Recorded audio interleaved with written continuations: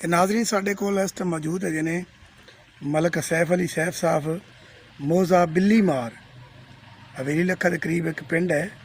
उतों के बड़े अच्छे पंजाबी शायर ने और उन्होंने नाल सैयद अब्बास अली शाह साहब बड़े कमाल खूबसूरत इंसान और खूबसूरत शायर ज़िम्मेदार भी ने और बड़े खूबसूरत शायर ने जनाब सैयद अब्बास अली जैदी साहब। असी उन्होंने समात करांगे मलक सैफ अली सैफ साहब। जी मलक साहब दोड़े बहुत खूबसूरत लिखते हैं और गज़ल भी लिखते हैं तो सानू वो दोड़े सुनाना चाहते हैं। जी बिस्मिल्लाह मलक साहब दोड़ा सुनाओ जरा।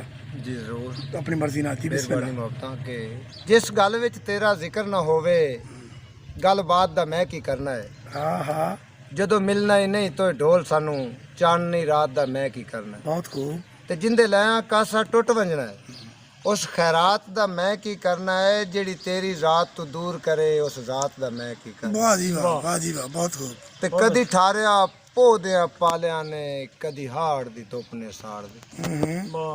सानू वसन दी जे कदी आस लगी इन्हां वक्त दे हाकमा उजाड़ दिता ते बना के बोझ सानू इस धरती दा। जी जी रब वर्का मुकदरां दा पाड़ दिता सानू गुरबत सैफ पमाल कीता धूड़ समझ के लगदियां जाड़ दिता। हाँ हाँ वाह वाह क्या बात बहुत है। खूब।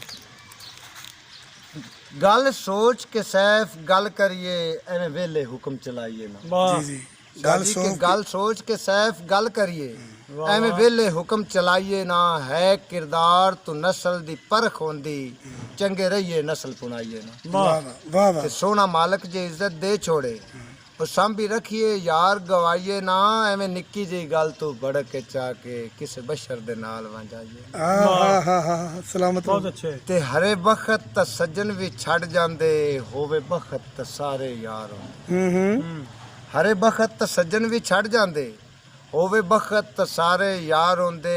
तू एक गल सैफ दी याद रखी ओ फुल कागजी नहीं गुलजार होंदे। हाँ हाँ वाह ते पवे भीड़ त कंड वला जांदे जेड़े दोगली नस्ल दे यार होंदे।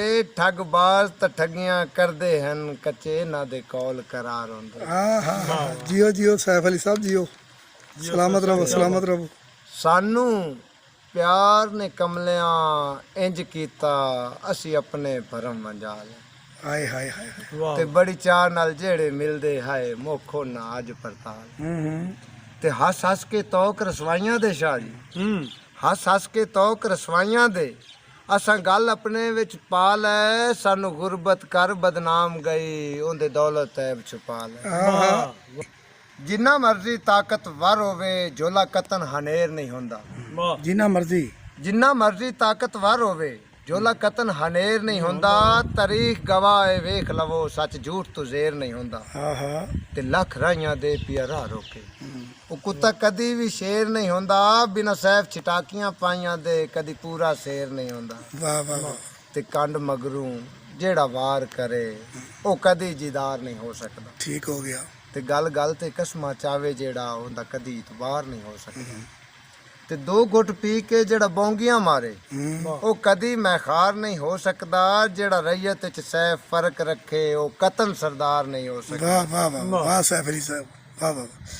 मलक सैफ अली सैफ साहब मोजा बिल्ली मार माशाल्लाह बड़े खूबसूरत अंदाज नाल दौड़े सुना रहे सन।